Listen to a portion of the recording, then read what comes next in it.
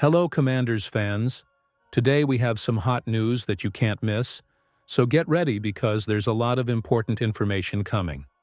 Before we start, we'd like to take the opportunity to subscribe to the channel, activate the bell, and stay up to date with all the news about our Washington Commanders. Don't forget to leave a like, which really strengthens our community and helps bring this content to the most passionate fans of the team. Now, without further ado, let's get straight to today's news. The forgotten edge rushers the Commanders should target after their NFL draft blunder. Washington. Commanders fans could be forgiven for thinking Adam Peters is playing cat and mouse with them. It seems like the more the media bemoans his failure to fix the team's offense's shortcomings, the more he ignores the issue. It all started in free agency. Washington allowed 2024 sack leader Dante Fowler Jr. to return to the Dallas Cowboys and didn't sign an obvious replacement. Jacob Martin could take a big step forward, but that's a long shot at best. Peters passed on several promising pass rushers during the 2025 NFL Draft. After the draft ended, a few quality players remained on the market. The Commanders met with several of them during their extensive evaluations. But those players, Jared Ivey and Jaw Joyner, ended up signing as undrafted free agents, UDFAs, with the Seattle Seahawks and Las Vegas Raiders, respectively. We're in a bit of a roster move-in-progress black hole. Peters may be waiting until other teams start releasing veterans over the summer. But even now, there are still options. The recent signing of kicker Matt Gay is proof that there's still value to be found during the current down cycle. As for pass rush help, the Commanders could turn to two older veterans and two rookies for a boost. The forgotten edge rushers the Commanders should target after their NFL draft misstep. Could the Commanders bring back Preston Smith, a potential experienced pass rush reinforcement? Hey, Commanders fans! After exploring the possibility of bolstering the pass rush with Zadarius Smith, another familiar and interesting name now appears on the radar: Preston Smith. And for the older fans, this name certainly brings back memories. Preston Smith was selected by Washington in the second round of the 2015 draft, coming from Mississippi State University. Early in his career, he showed potential playing as a defensive end, but it was really as an outside linebacker in a 3-4 system that he found his best form and stood out with the franchise jersey. After 4 solid seasons in Washington, Smith signed with the Green Bay Packers in 2019, where he enjoyed the best years of his career.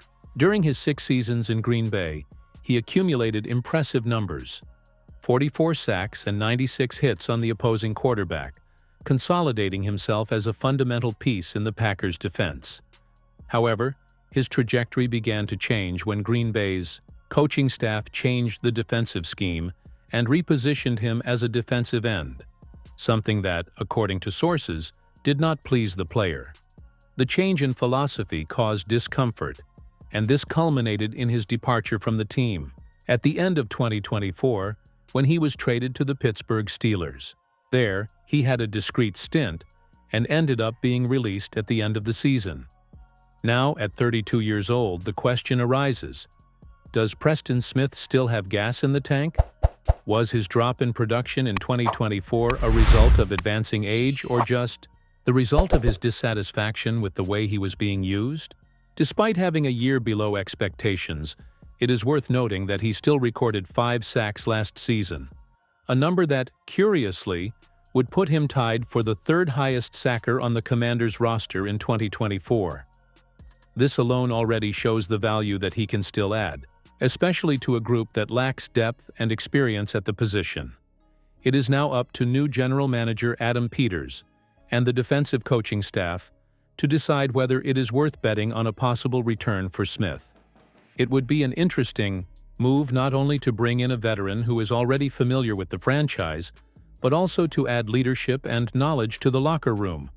Stay tuned, fans, because in the coming days, this possibility could gain traction. The C-suite could sign Matthew Judon. Aside from Zadarius Smith, the most reliable player available right now is Matthew Judon. There's just one fundamental question Peters needs to answer about the man who has risen from Grand Valley State to the NFL's highest echelons over the past decade. Judon was a dominant force heading into 2022. He recorded 15.5 sacks and 28 quarterback hits. That meant he was putting the quarterback on the ground 3 times per game. He was on the same wavelength through early 2023 when a torn biceps ended his season. That marked the end of his time with the New England Patriots. Judon was traded to the Atlanta Falcons just before the 2024 season. He never seemed to click with the Falcons. Judon had 5.5 sacks and 41 tackles, which is respectable for an average player, but a major step backward for a Pro Bowler. So the question is, did Judon end up being an above-average asset, or did his recovery from injury and abrupt change of scenery combine to make last year a disappointing one?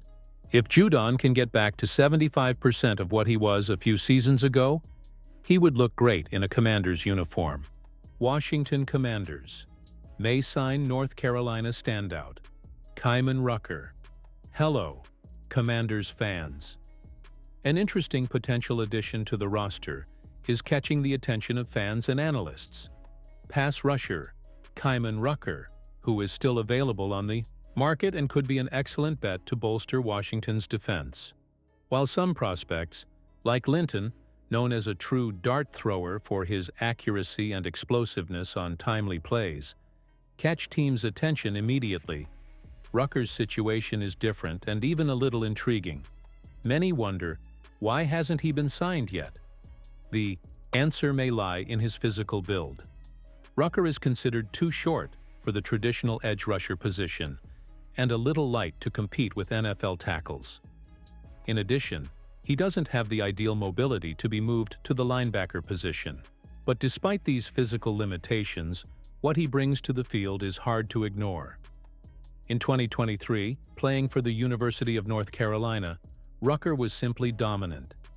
He had 61 tackles, 15 for loss of yards, and 8.5 sacks, impressive numbers that show his ability to make a real impact on the defensive line.